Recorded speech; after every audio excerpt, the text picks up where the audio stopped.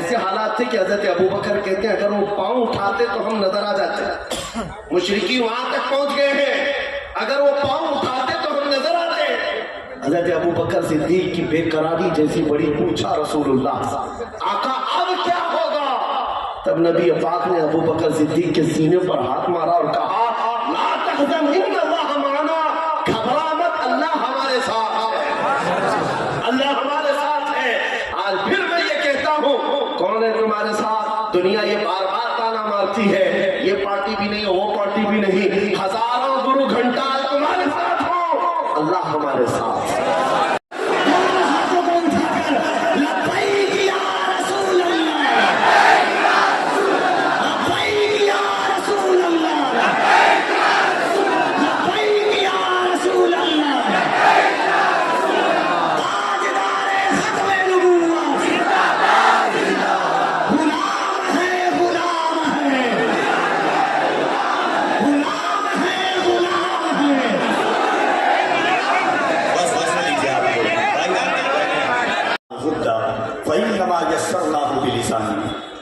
اللہ جو حضور کے نام پر جان قربان کرتا ہے پھر حضور کے غلام ان پر اپنی جان نچھاور کرنے کو تیار ہو. میں بہت مبارکباد دیتا ہوں کیونکہ وقت بہت کم ہے اور آپ حضرت کی ذات گرامی کو دیکھ رہے ہیں. بس آئیے پورا مجمع جو لوگ کیونکہ جو حضرت کا تیور انداز ہے, دونوں ہاتھوں کو اٹھا کر لبیک یا رسول اللہ کے نعروں سے حضرت کا استقبال کریں محبتوں کے ساتھ, یہ سوچ کر کہ مسلمانوں اگر کامل میرا ایمان ہو جائے, مسلمانوں اگر کامل میرا ایمان ہو جائے, فقط مسواک ہی میری فتح کا اعلان ہو جائے, کبھی گھر سے نہ نکلیں گے نبی پر بھونکنے والے, میرے گھر کا ہر ایک بچہ اگر سلمان ہو جائے. محبت سے دونوں ہاتھوں کو اٹھائیں, لبیک یا رسول اللہ, لبیک یا رسول اللہ, لبیک یا رسول اللہ, تاجدار ختم نبوت, تاجدار ختم نبوت. دیکھو دیکھو کون آیا, دیکھو دیکھو کون آیا, تاجدار مدینہ کانفرنس, سرزمین امبرناث, دارالعلوم برکاتیہ غریب نواز, خلیفہ حضور تاج الشریعہ, عطائے حضور تاج الشریعہ, امانت حضور تاج الشریعہ, حضرت علامہ مفتی سلمان اظہری صاحب قبلہ.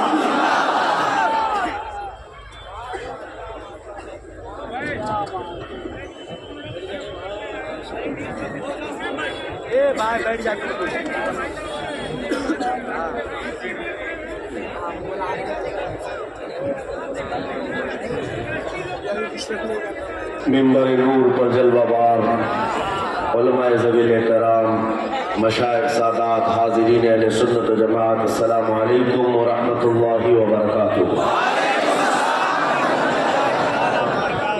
الحمدللہ الحمدللہ الحنان المنان الذي خلق الإنسان وعلمه البيان, والصلاة والسلام على رسوله سيد الإنس والجان وعلى آله وأصحابه ذوي الخير والإحسان, أما بعد فأعوذ بالله من الشيطان الرجيم, بسم الله الرحمن الرحيم.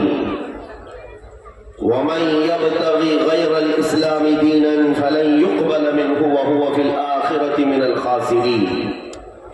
صدق اللہ مولانا العظیم. بارگاہ رسالت معاب صلی اللہ تعالیٰ علیہ وسلم میں ایک بار درود پاک کا ہدیہ پیش کریں.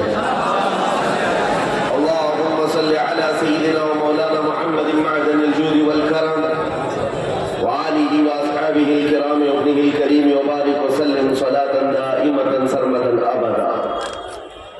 عزیزان گرامی وقار, آج ہمارے امتحان کا دور شروع ہے اور آزمائشوں کا وقت ہے. اس گھڑی میں کتنے لوگ ہیں جو ایمان پر قائم رہتے ہیں اور کتنے ہیں جو اپنے دین کا سودا کر جاتے ہیں. کفر و شرک کی آندھیاں بہت تیز ہیں. اس بہاؤ میں کئی جبے اور ٹوپیاں بھی بہہ گئی ہیں. مولوی کہہ کہلانے والے لوگ بھی ادھر ادھر بھٹک گئے، لیکن اے سنیوں اپنی غیرت باقی رکھو، یہ دن زیادہ دیر تک نہیں چلتے، یہ چڑھتا ہوا سورج عنقریب ڈوب جائے گا اور پھر میرے مصطفیٰ کریم کا چرچا ہر جگہ ہوگا۔ اور آج دنیا جتنا دبانے کی کوشش کر رہی ہے ہم دیکھ رہے ہیں۔ میں تو یہ سوچا بھی نہیں تھا کہ ممبئی کی سرزمین پر اتنا بڑا میدان اور میدان میں ایسی گونجتی ہوئی لبیک کی صدائیں، اور رات کے وقت تمہاری یہ صدائیں ہی بہت سارے لوگوں کی نیند حرام کر رکھی ہوئی ہے۔ لوگوں کو اسی بات کا تو خدشہ ہے۔ اب تو یہ دیکھا جا رہا ہے، میرے عزیزوں، میں جس بات پر آپ سے کچھ گفتگو کرنا چاہتا ہوں وہ یہ ہے، قرآن کہتا ہے اسلام کے علاوہ کوئی دوسرے دین کی طرف توجہ بھی کرو گے تو قیامت کے دن تمہیں سب سے بڑے گھاٹے والوں میں اٹھایا جائے گا۔ کسی کی طرف تم منہ بھی نہ کرو، ارے منہ وہ کرے جو اپنے گھر میں کمفرٹ نہ ہو۔ اپنے گھر میں اگر کسی کو جگہ نہ مل رہی ہو تو پھر وہ دوسری چھت کا انتظام کرے۔ اسلام میں کس چیز کی کمی ہے؟ اسلام میں کس چیز کی کمی ہے؟ اللہ کریم نے وہ عظیم نعمت تمہیں عطا کی ہے، تمہیں دوسروں کی دھوتیاں اور چوٹیاں دیکھنے کی ضرورت ہی نہیں ہے۔ اللہ کریم نے تمہیں مصطفیٰ کریم صلی اللہ تعالیٰ علیہ وسلم کے وہ عظیم اخلاق عطا کیے ہیں۔ اخلاق سیکھنے کے لیے تم ان درندوں کے پاس نہ جاؤ جن کو پیشاب کرنے کا سلیقہ بھی نہیں آتا۔ اخلاق میرے مصطفیٰ کریم صلی اللہ علیہ وسلم کی پوری کائنات میں سب سے اعلیٰ ہے، سب سے اعلیٰ ہے۔ میں آپ سے یہ پوچھنا چاہتا ہوں میرے عزیزوں، یہ واحد قوم ہے دنیا کی جس کو چھکانے کے لیے آج دنیا پوری ایڑی چوٹی کا زور لگاتی ہے۔ پتہ ہے ہم جھکتے ہیں تو صرف ایک نام پر، جب اللہ اکبر کہا جاتا ہے، اس کے علاوہ کسی بادشاہ کے نام پر بھی نہیں جھکتے۔ جاؤ اپنی مسجدوں میں امام کوئی اپنے باپ کا نام لے کر کے رکوع میں جھکا کر دکھائے قوم کو، اپنے باپ دادا کا نام لے کر یا کسی بادشاہ وقت کا نام لے کر کے سجدے میں گرا کر دکھائے، قوم کھڑی ہو جائے گی، نہیں جھکے گی۔ ہاں اگر ایک کسان کا چھوٹا بچہ حافظ قرآن بھی اللہ اکبر کہے تو پوری قوم جھک جاتی ہے۔ ہماری پیشانی صرف اللہ وحدہ لا شریک کے لیے ہے، صرف ہم جھکتے ہیں رب العالمین کے دربار میں۔ اس لیے میں یہ باتیں کر رہا ہوں کہ آج ہم نے دیکھا ہے بہت سارے لوگ سرنڈر ہو گئے، ادھر ادھر جھکنا شروع کر چکے ہیں۔ تم کبھی یہ مت دیکھنا کہ کون سی خانقاہ ہے، کون سا مدرسہ ہے اور کہاں سے کیسی آواز آ رہی ہے، بات اتنی دیکھو رسول پاک صلی اللہ تعالیٰ علیہ وسلم کی شریعت پر کون قائم ہے۔ آج جواب دینا بھی بہت ضروری ہے، اس لیے میں جواب دیتا ہوں۔ بعض لوگوں کو لگتا ہے حالات بڑے خراب ہیں، تھوڑی نرم بات کرنی چاہیے، نرم گفتگو کرنی چاہیے۔ اسلام غیرت کا درس دیتا ہے، اخلاق بھی سکھاتا ہے، اچھی بات کرو، لیکن چور گھر کے اندر گھس کر کے آئے تو ہاتھ باندھ کر کے بیٹھنا یہ اخلاق نہیں ہے۔ چور کی گردن پکڑو، اس کی ہاتھ پکڑو، یہ غیرت ہے۔ اور جب دین اسلام پر حملہ ہو رہا ہو تو یہ غیرت اور بڑھ جانی چاہیے۔ آپ کو پتہ ہے احد کے میدان میں، احد کے میدان میں جب صحابہ اکرام رضوان اللہ تعالیٰ علیہ مجمعین پیچھے ہٹ گئے، جو جیتی ہوئی جنگ تھی وہ شکست میں بدل گئی۔ 70 صحابہ کی جانیں گئی تھی احد کے میدان میں، امیر حمزہ کا کلیجہ چبایا گیا تھا۔ اس میدان احد کی بات کر رہا ہوں جس میں رسول پاک صلی اللہ علیہ وسلم کے دندان مبارک شہید ہوئے۔ سنو، جب حالات ایسے سخت آ جاتے ہیں نا ہم پر، تو کفار و مشرکین کے پاس ایک ہی چیز رہ جاتی ہے، ہمارا مذاق اڑانا، مذاق اڑانا، اچھل کود زیادہ شروع ہو جاتا ہے کیڑے مکڑوں کا۔ احد کے میدان میں یہ ہونے لگا، حضور صلی اللہ تعالیٰ علیہ وسلم جب صحابہ کے ساتھ احد کے پہاڑ پر بیٹھ چکے تھے، یعنی میدان خالی ہو چکا ہے اور کفار و مشرکین دندنا رہے میدان میں، اپنی فتح کا جشن منا رہے ہیں۔ ہاں آپ کو حالات ذہن میں رکھنا ہے اور سنو، جب جشن منایا جاتا ہے تو تم نروس مت ہونا۔ بہت زیادہ جشن منانے والے زیادہ دیر تک نہیں مناتے، سنو، کفار و مشرکین کی طرف سے ابو سفیان آئے اور جشن مناتے ہوئے پکارتے ہوئے کہنے لگا کہاں ہے محمد، کہاں ہے ابو بکر، کہاں ہے عمر۔ ان کے نظر میں تھا کہ یہ سب شہید ہو چکے، ان کو یہ لگ رہا تھا کہ حضور پاک بھی شہید ہو گئے، ابو بکر و عمر رضی اللہ عنہما بھی شہید ہو گئے۔ وہ کفار و مشرکین کے درمیان نعرے لگا لگا کر کہہ رہے تھے میرے عزیزو حضور زخمی تھے، نبی پاک صلی اللہ تعالیٰ علیہ وسلم کے دندان مبارک سے خون بہ رہا تھا، صحابہ موجود ہیں زخمی حالت میں، لیکن میرے آقا صلی اللہ علیہ وسلم جلال میں آئے اور کہا اس کا جواب دینا ہوگا اس کافر کا۔ خاموش بیٹھنا یہ اخلاق نہیں، جواب دینا ہے، اور جواب دینے کے لیے میرے آقا نے کس کو اٹھایا؟ عمر ابن خطاب کو۔ عمر کھڑے ہو جاؤ، عمر کھڑے ہو جاؤ، جواب دو۔ جب ادھر سے ابو سفیان پکارنے لگا کہ کہاں ہے محمد، کہاں ہے ابو بکر، کہاں ہے عمر، احد کے میدان، احد کے پہاڑ کے دامن سے سیدنا عمر ابن خطاب پکارنے لگے یہ ہے محمد الرسول اللہ، یہ ہے ابو بکر صدیق، یہ ہے عمر زندہ ہے اور تیری آنکھ میں کرتے رہیں گے۔ ادھر سے نعرہ لگایا اور مشرکین نے نعرہ لگانا شروع کیا اعلو حبل، اعلو حبل۔ حبل ان کے دیوتا کا نام تھا، حبل کی جے ہو، حبل کی جے ہو۔ حضور نے فرمایا حضرت عمر سے عمر جواب دو۔ حضرت عمر نے جواب دینا شروع کیا اللہ اجل، اللہ اجل، اللہ بزرگ ہے، اللہ بلند ہے۔ پھر ادھر سے یہ نعرہ لگ رہا تھا، سنو میں کیوں کہہ رہا ہوں، غیرت ایمانی یہ ضروری ہے۔ نعرہ یہ لگانے لگے لنا عزا ولا عزا لکم، عزا بھی ان کی ایک دیوی کا نام تھا۔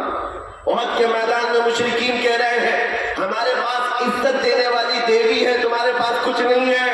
حضرت عمر کو پھر حضور نے کہا جواب دو۔ حضرت عمر کہتے اللہ مولانا ولا مولا لکم، اللہ ہمارا مددگار ہے، تمہارا کوئی نہیں ہے۔ آخری نعرہ بڑا دلچسپ ہے، آخری نعرہ جس کے بعد کافروں کی زبان بند ہو گئی۔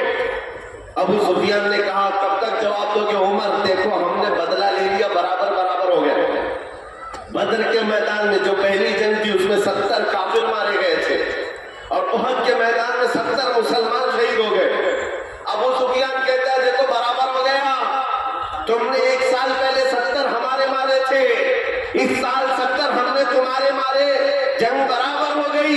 حضرت عمر کھڑے ہوتے ہوئے کہتے ابو سفیان کہاں کی برابری، کس برابری کی بات کر رہا ہے؟ کوئی برابری نہیں، تمہارے مارے ہوئے مردے دوزخ میں ہیں، ہمارے مرے ہوئے جنت میں ہیں۔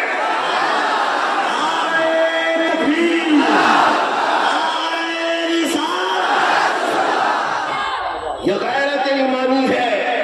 احد کا میدان کیا ہوا؟ حالات صحیح تھے، حالات صحیح تھے وہاں پر، 70 صحابہ کی جانیں گئی ہیں، کیسے کیسی تکلیفیں احد کے میدان میں تھی، بیان کرنے سے کلیجہ منہ کو آتا ہے۔ حضرت عبداللہ بن جہش صحابی ہیں جن کے جسم کے 80 ٹکڑے کر دیے گئے تھے، سعد ابن ربی جن کا پیٹ پھاڑ کر آنکھیاں باہر نکالی گئی تھی، انس بن نزیر وہ صحابی ہیں جن کی انگلی کے علاوہ پورا جسم ملا ہی نہیں۔ یہ احد کے میدان میں اتنے سخت حالات میں سیدنا عمر کھڑے ہو کر جواب دے رہے ہیں۔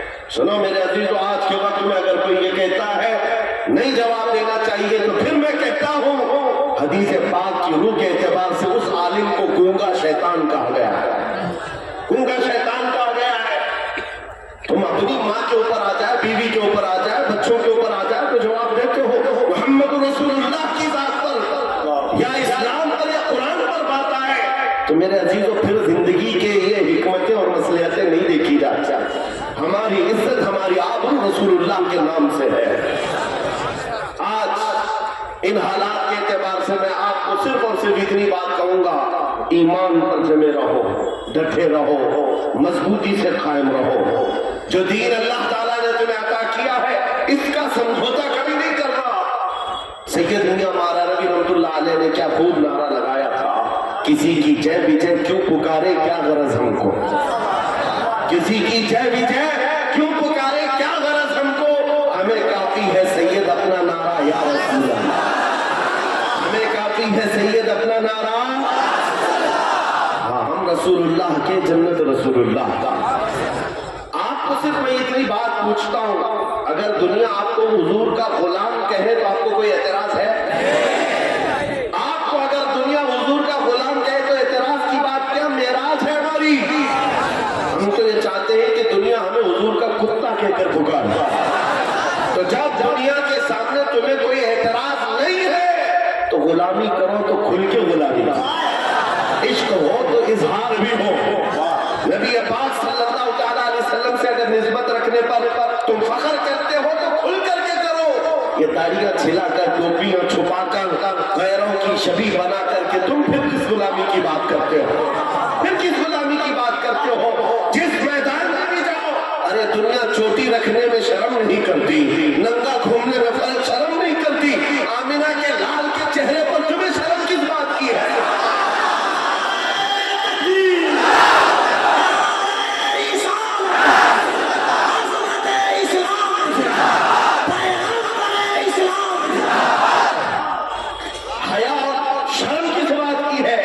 اس لیے میں نوجوانوں سے صرف اتنا کہتا ہوں، میں تلوار، ہتھیار، نیزے، بھالے، بندوق، بارود کی بات نہیں کرتا۔ ہماری امیج ایسی بنا دی ہے لوگوں نے کہ یہ بہت بھڑکاتے ہیں، یہ بھڑکاؤ مولانا ہے، اور جن کو یہ لگتا ہے، میں کہتا ہوں ہاں میں اتنا بھڑکانا چاہتا ہوں، اتنا بھڑکانا چاہتا ہوں، ہمارا نوجوان تمہارے ننگے پن سے بیزار ہو کر مدینے کی گلیوں میں گھومنے والا دیوانہ بن جائے، اتنا بھڑک جائے کافی ہے۔ نبی پاک صلی اللہ تعالیٰ علیہ وسلم کی محبت میں وہ مدینے کی گلیوں میں گھومنے والا دیوانہ بن جائے۔ عزیزان گرامی وقار، ہماری کامیابی حضور کے قدموں سے ہے، اسی گنبد خضرا کی چھاؤں میں ہے جہاں پر صحابہ، تابعین، اولیاء، کاملین نے کامیابیاں حاصل کی ہیں۔ آج کے ان حالات سے بہت سارے لوگ یہ کہتے ہیں، اچھا ایک بات میں آپ کو بتا دوں، کل ہی کی بات ہے جمعہ میں، اس سے پہلے مجھے کسی نے کہا بھی تھا کہ آپ کی تقریریں سب اچھی ہیں، ساری چیزیں ٹھیک ہیں، لیکن یہ جو حالات ہیں فلسطین میں اتنے مارے جا رہے ہیں، 20,000 کے قریب قتل ہو گئے، عراق میں، شام میں، افغان میں، برما میں، ہر جگہ کا قتل تمہارا ہی ہوتا ہے۔ یہ سوال آپ کو بھی کیا جائے، ٹھیک ہے تمہارا خدا سچا، تمہارا نبی اچھا، تمہاری کتاب سب سے بلند، تمہارا دین سب سے بہتر، تو پھر یہ مارے کیوں جاتے ہیں، اتنے کاٹے کیوں جاتے ہیں؟ ان نادانوں کو، ظالموں کو جواب اتنا دو میرے عزیزوں، ہم پروانے ہیں، پیدا ہی ہوتے ہیں مرنے کے لیے۔ پروانہ جو ہوتا ہے اس کا کام ہی ہے مرنا۔ رسول پاک صلی اللہ تعالیٰ علیہ وسلم شمع ہے، اسی لیے مفتی اعظم نے کہا تھا تو شمع رسالت ہے، عالم تیرا پروانہ، تو ماہ نبوت ہے، جلوہ جانانا۔ اگر حضور پاک صلی اللہ علیہ وسلم شمع ہے اور ہم پروانے ہیں تو انہیں جواب تو ہمارا کام ہی ہے مرنا۔ اور صحابہ اکرام کی بات میں کرتا ہوں میرے عزیزوں، جنہوں نے فخر محسوس کیا حضور کی غلامی میں، دو صحابہ کی بات ہمارے رونگٹے کھڑے کر دیتی ہے۔ سعد ابن ابی وقاص اور عبداللہ بن جحش دونوں بڑے گہرے یار تھے، جگری دوست تھے، ایک دوسرے کے ساتھ اٹھنا بیٹھنا بہت تھا، لیکن جنگ احد سے ایک رات پہلے دونوں دوست مسلح بچھا کر بیٹھ جاتے ہیں، کل صبح جنگ کے میدان میں اترنا ہے، آؤ بیٹھتے دعا کرتے ہیں۔ توجہ میرے عزیز، سعد ابن ابی وقاص نے کہا اپنے دوست سے، عبداللہ میں دعا کرتا ہوں تم آمین کہنا۔ عبداللہ بن جحش کہتے ٹھیک ہے تمہاری دعا ہو جائے گی، پھر میں دعا کرتا ہوں تم آمین کہنا۔ توجہ، دعا کیا کی جا رہی ہے؟ سعد ابن ابی وقاص ہاتھ اٹھاتے ہیں، کہتے ہیں اے رب العالمین، کل جب میدان احد میں میں اتروں تیرے نبی پاک کے دین کی حمایت کے لیے، رسول اللہ کی صفوں میں جاؤں، تو مولا میرا مقابلہ کسی بڑے پہلوان سے کرا دے۔ یہ نہیں چھپ چھپا کر کے کوئی چھوٹے سپاہی کو ٹچ کر کے بھاگ آئے، خواہش بھی تو دیکھو حضور کے سپاہی کی۔ یا اللہ کل جب میدان میں اتروں، سب سے بڑا جو پہلوان ہو اس سے میرا مقابلہ کرا۔ آگے کی دعا بھی سن لو۔ پھر سعد بن ابی وقاص کی خواہشیں کیا کہتے ہیں؟ مولا جب وہ سامنے آئے میں سامنے سے ماروں، دائیں سے ماروں، بائیں سے ماروں، پیچھے سے ماروں، پھر گرا کر سینے پر چڑھ جاؤں، پھر کہوں لبیک یا رسول اللہ۔ میں ان کے مفاہیم عرض کر رہا ہوں، پھر کہوں اسلام بلند ہے۔ ان کی دعا ہو گئی تو دوسرے دوست کی دعا کیا ہے؟ عبداللہ بن جحش، یہ بھی بڑے صحابی، حضور کے چہیتے صحابی، سعد ابن ابی وقاص کے جگری یار، ہاتھ اٹھاتے کہتے ہیں میری دعا، تو آمین کہتے دعا کیا کر رہے اللہ اکبر، کہتے ہیں رب العالمین میدان احد میں کل تیرے حبیب کے ساتھ میں صفوں میں جب جاؤں تیرے دین کی حمایت کے لیے، تیرے نبی کی عزت و ناموس کے لیے، مولا میں لڑتے لڑتے لڑتے لڑتے دشمنوں کے نرغے میں چلا جاؤں، اور دشمن کبھی مجھے سامنے سے مارے، کبھی پیچھے سے مارے، کبھی دائیں سے کبھی بائیں سے، اور میں ہر زخم پر تیرے نام کی بلندی کا اعلان کروں، اسلام کی بلندی کا اعلان کروں، ہر زخم پر تیرے حبیب کی عزت کی بات کروں۔ دعا یہ بھی ہے، دعا وہ بھی ہے۔ عزیزان اکرامی، رات کے وقت دو دوستوں نے دعا کی ہے، دو صحابہ نے دعا کی ہے۔ صبح جب ہوئی اور میدان احد میں رسول اللہ کے ساتھ یہ صحابہ آئے تھے، اللہ اکبر، سعد ابن ابی وقاص جیسے ہی میدان میں آئے، آپ کے مقابل میں وہ دشمن آیا کافروں کی طرف سے جس کے بارے میں کہا جاتا تھا کہ وہ 1000 انسانوں کی طاقت رکھتا ہے، 1000 انسانوں کی طاقت رکھتا ہے، ایسا بڑا پہلوان سعد ابن ابی وقاص کے مقابل میں آیا۔ اس کو دیکھتے ہی سعد ابن ابی وقاص نے کہا میں تو کامیاب ہو گیا، رات کی میری دعا قبول ہو گئی ہے، رات کی میری دعا قبول ہوئی ہے۔ اور پھر اس کے بعد سعد ابن ابی وقاص تیر اور تلوار جو چلاتے رہے، کبھی دائیں سے کبھی بائیں سے، کبھی آگے سے کبھی پیچھے سے، ایسا مارتے تھے۔ سعد ابن ابی وقاص کو جانتے ہو کون ہے؟ یہ عشرہ مبشرہ سے وہ صحابی جن کے تیر و تلوار کا اندازہ کر سکتے ہو۔ سعد ابن ابی وقاص جب تیر چلاتے تھے، پیچھے سے رسول اللہ صلی اللہ علیہ وسلم یہ فرماتے ارمی یا سعد یا ابی انت و امی، اے سعد تیر چلا میرے ماں باپ تجھ پر قربان۔ ساری دنیا کہتی ہے رسول اللہ کے دربار میں اے اللہ کے نبی میرے ماں باپ آپ پر قربان۔ سعد ابن ابی وقاص تنہا وہ صحابی ہے جس کو اللہ کے رسول کہہ رہے ہیں میرے ماں باپ تجھ پر قربان، تیر چلا۔ آئے تکبیر، آئے رسالت، عظمت صحابہ، ذکر صحابہ، ذکر صحابہ۔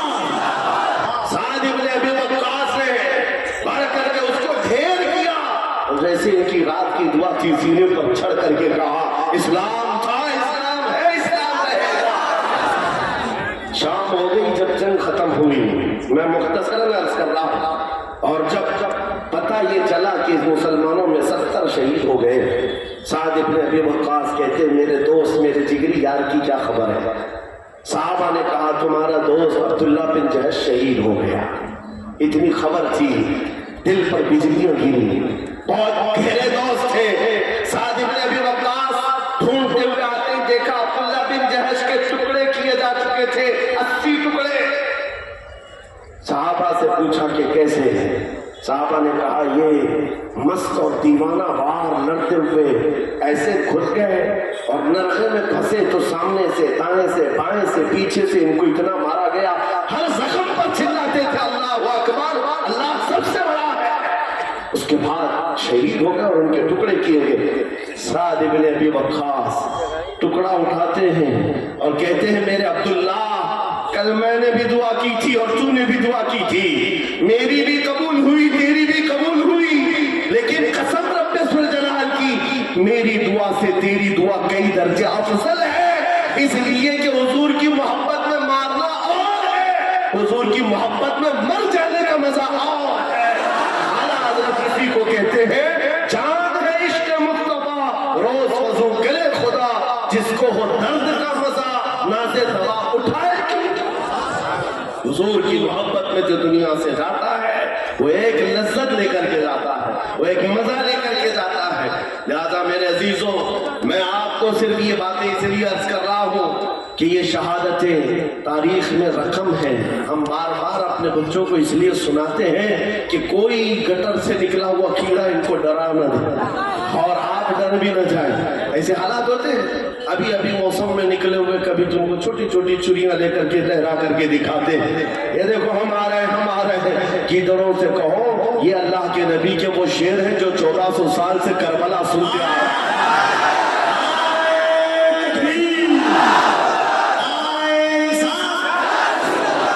حالات جیسے بھی ہو، میرا میسج صرف اتنا अपने ईमान का सौदा कभी नहीं होने देना, अपने दीन का सौदा कभी नहीं होने देना। इस्लाम के मुतालिक तुम ज्यादा फिक्रमंद भी मत हो, इस्लाम अपना दिफा खुद करता है, इस्लाम अपना डिफेंस खुद करता है। ये इस्लाम वो पौधा है जो ततारियों की बड़ी आंधियों में भी महफूज रहा है। हाँ, चंगेज और हलाकू के दौर में भी इसका बाल बेका नहीं हो सका। आपको पता है बगदाद में ततारियों ने कत्ले आम किया था, सबको सुला दिया है, खून से लाल कर दिया है। और ततारी बादशाह की बेटी शाम में घूमने के लिए निकली है तो उस वक्त देखा कहीं से अजान की आवाज आ रही है। हमने तो बगदाद की ईंट सीट बजा दी, फिर भी आवाज आ रही है। लोगों को यही तो दर्द है, हमने कई सालों से इनके पीछे मेहनत की, फिर भी अजान कहीं न कहीं से आती है, अजान की आवाज आती है। हाँ वो आएगी। एक बात बता दूं, कबीर साहब इसको नोट करें, एक मस्जिद में किसी बुत के रख देने से वो बुत कदा नहीं होता। तारीख गवाह है, 307 काबे के अंदर थे, तब भी काबा काबा था।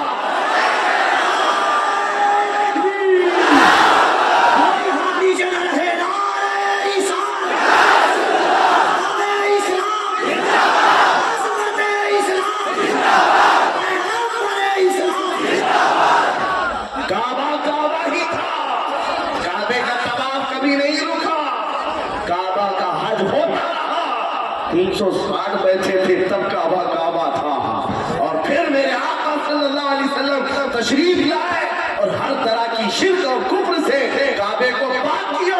और हमारा यकीन है मोहम्मद अरबी का गुलाम कभी तो आएगा और फिर बुत कदे से उस मस्जिद पाक को पाक करके कौम के हवाले करेगा इंशाअल्लाह। मेरी बात सुनो, ततारियों की बेटी ने पूछा इस वक्त अजान की आवाज कहां से आ रही है, आवाज कहां से आ रही है? लोगों ने कहा ढूंढते, देखा तो एक छोटी सी दुकान में बूढ़ा आदमी है अजान दे रहा है, पकड़ के लाओ इसको, पकड़ करके लाए। बूढ़े लोग जो है बड़े सख्त होते हैं। हाँ, अभी हम एक बूढ़े साहब का इंटरव्यू भी देख रहे थे, बड़े तंग करके जवाब देते, क्योंकि उनको पता है अब बचा क्या है, बचा क्या है, दाढ़ी सफेद हो गई, कमर झुक गई है, जाना है वैसे भी। तो बूढ़ा अजान दे रहा है बगदाद की गलियों में। ततारियों की बेटी बड़ी सख्त दिल की थी, गिरफ्तार करके लाई, कहा बाबा तुझे पता है हमने यहाँ तो पूरी की पूरी मीनार गिरा दी, खोपड़ियों से मीनार बनाए हैं तुम्हारे, इस वक्त तुम अजान दे रहे हो?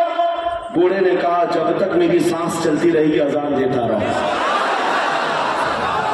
उस खातून ने एक सवाल पूछा कि अच्छा तुझे इतना यकीन है तेरे खुदा पर, तो फिर तेरा खुदा बचाया क्यों नहीं? हम इतना मार रहे थे और इतने लोगों को मारा है, तुम्हारा खुदा कहाँ है, क्यों नहीं बचाया? बूढ़े ने बड़ी दानिशमंदी का जवाब दिया, कहा बेटी तुझे पता है बकरियां पालने वाला रेवड़ लेकर के जब चलता है तो साथ में कुत्ता भी लेके चलता है। बकरी कभी रेवड़ से हट जाती, इधर उधर जाती है तो कुत्ता भौंक भौंक करके उसको जमात में शामिल करता है। हम उम्मत मुस्तफा कभी भटक जाते जमात से इधर उधर, मौला तुम जैसे कुत्ते छोड़ता है, तुम भौंक भौंक करके हमें फिर शरीयत में ले आते। ध्यान डालाते भौंकने वाले अगर और तेजी से भौंके तो मेरा यकीन है कि ये जो बच्चे इधर उधर भटके हैं इंशाअल्लाह मेरे मुस्तफा की छांव में जरूर आ जाए, आएंगे ना इंशाअल्लाह।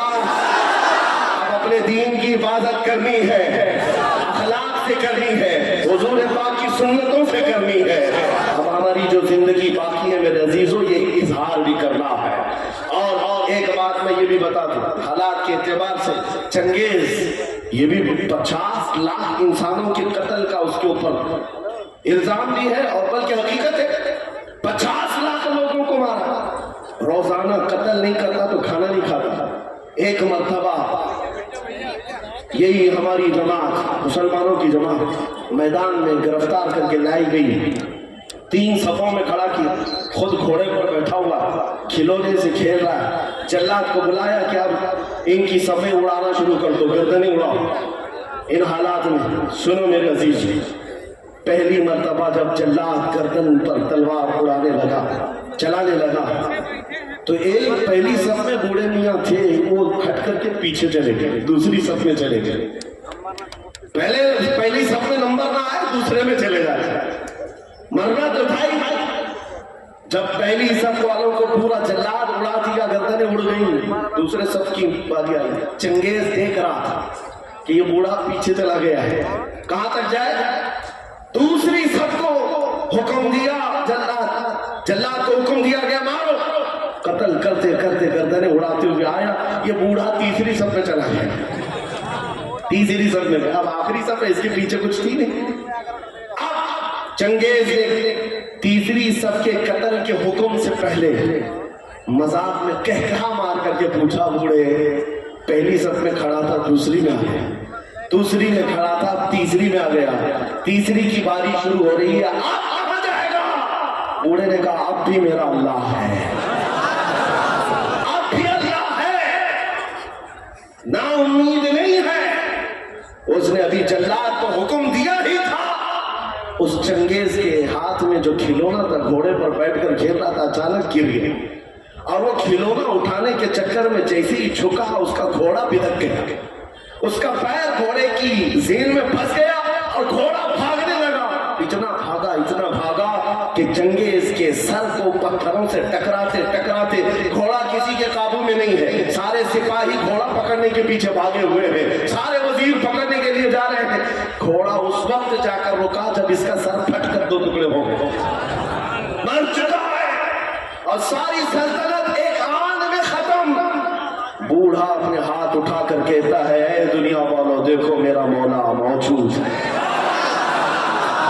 کیسے بھی حالات ہو میرے عزیز اللہ ہے۔ قرآن پاک میں میرا مولا فرماتا ہے لا تحزن ان اللہ معنا۔ رسول پاک صلی اللہ تعالیٰ علیہ وسلم نے غار ثور میں حضرت ابو بکر کو یہ جملہ کہا تھا۔ یہ جملہ بہت پاورفل ہے، بہت پاورفل ہے۔ آج اگر آپ یہ کہتے ہیں کہ کون ہے ہمارے ساتھ، کون سی سیاسی طاقت ہے، کون سی قوت ہے، میاں ہم کو بھی دیکھو، لوگ یہ سوچتے ہوں گے بڑے بڑے لوگ ان کو چلاتے ہیں، چھوٹا آدمی بھی پیچھے کھڑے ہونے کو تیار نہیں ہوتا۔ ہاں یہ تو بڑے جگرے والے مولانا لوگ ہیں جو بیٹھ گئے اسٹیج پر، یو پی میں تو ڈرتے بھی ہیں، ہاں ان کے اسٹیج پر بیٹھیں گے، دوسرے دن فوٹو میں آئیں گے۔ ہاں ایک مولانا صاحب انہوں نے کہا بھی آپ کے ساتھ بیٹھے تھے، دوسرے دن پولیس والوں نے اٹھا لیا۔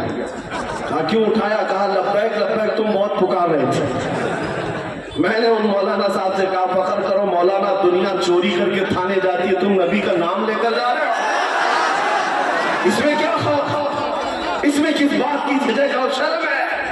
میں یہ کہہ رہا ہوں میرے عزیزوں، نبی پاک صلی اللہ تعالیٰ علیہ وسلم کی محبت میں اگر کسی کو حیا ہے اور شرم ہے تو یہ شیطانی شرم ہے، یہ شیطانی حیا ہے۔ صدیق اکبر غار ثور میں حضور کے ساتھ ہیں، مشرکین ڈھونڈتے ڈھونڈتے اس غار تک آ گیا، اور ایسے حالات تھے کہ حضرت ابو بکر کہتے ہیں اگر وہ پاؤں اٹھاتے تو ہم نظر آ جاتے، مشرکین وہاں تک پہنچ گئے ہیں، اگر وہ پاؤں اٹھاتے تو ہم نظر آتے۔ حضرت ابو بکر صدیق کی بے قراری جیسی بڑی، پوچھا رسول اللہ آقا اب کیا ہوگا؟ تب نبی پاک نے ابو بکر صدیق کے سینے پر ہاتھ مارا اور کہا لا تحزن ان اللہ معنا، گھبرا مت، اللہ ہمارے ساتھ ہے، اللہ ہمارے ساتھ ہے۔ آج پھر میں یہ کہتا ہوں کون ہے تمہارے ساتھ؟ دنیا یہ بار بار تانا مارتی ہے، یہ پارٹی بھی نہیں، وہ پارٹی بھی نہیں، ہزاروں گرو گھنٹال تمہارے ساتھ ہو، اللہ ہمارے ساتھ۔ اس یقین کے ساتھ زندہ رہو میرے عزیزو، اللہ ہمارے ساتھ ہے۔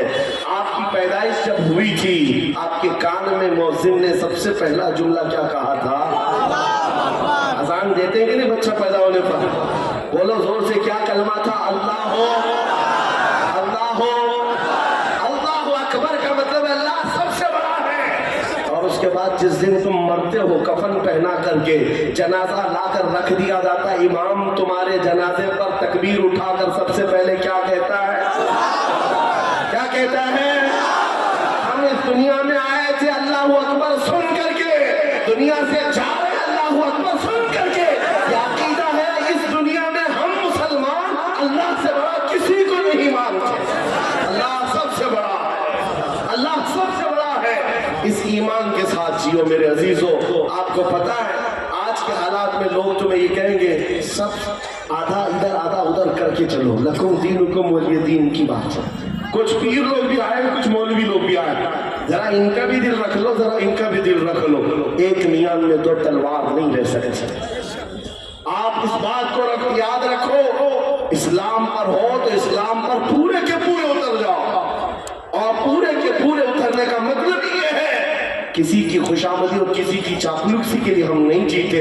हमने देखा है उन सियासी नेताओं को बेचारे 40-40 साल उनकी जूतियां उठा करके नौकरी करते रहे, बूढ़े हो गए तो पार्टी ने निकाल दिया और पता नहीं कौन सी दर्शन मंडली में बिठा दिया गया है। इनका हाल ये है। लेकिन हुजूर की गुलामी में जो आलिम जितना बूढ़ा होता है उतनी इज्जत बढ़ाई जाती है।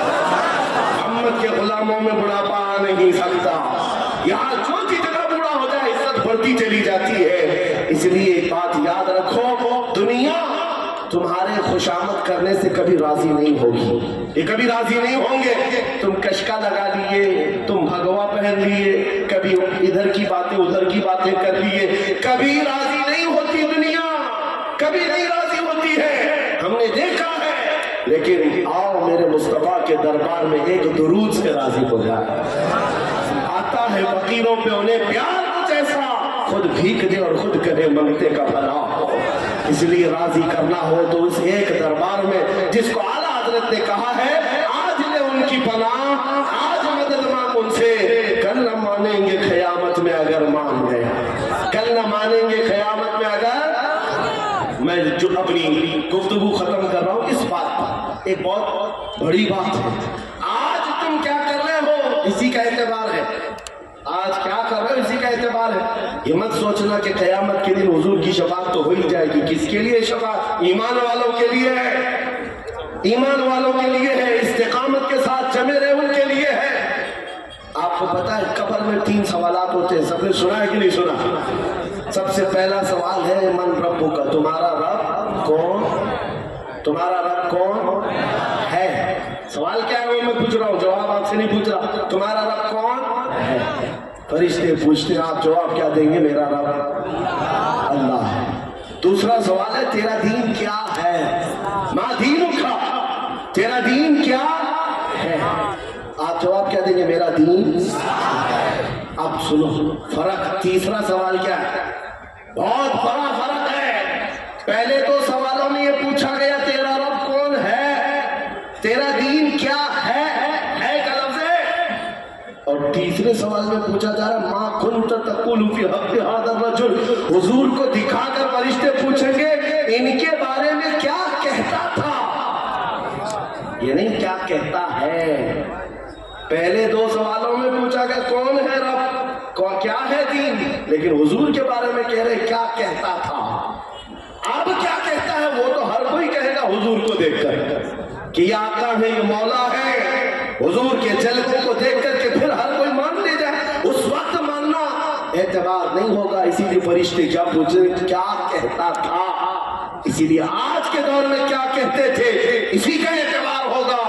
ऐ सुन्नी लो, कब्र के अंदर वो सुन्नी गुलाम मुस्तफा मचल करके कहेगा हुजूर के बारे में क्या कहता था। वो अपोजिशन वाले हैं जो डर जाएंगे, हुजूर के बारे में जवाब नहीं दे सकेंगे, जवाब नहीं दे सकेंगे और वो डर जाएंगे। क्या कहते थे उनको पता है? यही तो कहते थे पीठ पीछे का इल्म नहीं है, यही तो कहते रहे माज़अल्लाह बच्चों के इल्म के बराबर, ये सब बोलते रहे। वो कब्र में क्या बोल पाओगे? हाँ, सुन्नी गदा कहेगा ऐ फरिश्तों अब तो पाए नाज से है फरिश्तों क्यों उठो, मर के पहुंचा हूं यहाँ इस दिलरुबा के वास्ते, मर के पहुंचा हूं यहाँ इस दिलरुबा के वास्ते। हुजूर के बारे में क्या कहता था? यही तो कहता था सरवर कहूं कि मालिक मौला कहूं तुझे, बाग़े खलील का गुले ज़ेबा कहूं तुझे, तेरे तो वस है बेतनाही से है मरी, हैरान हूं मेरे शाह में क्या क्या कहूं तुझे। लेकिन रज़ा ने खत्म सुखन इस पे कर दिया, खालिक का बंदा खल्क का आका कहूं तुझे।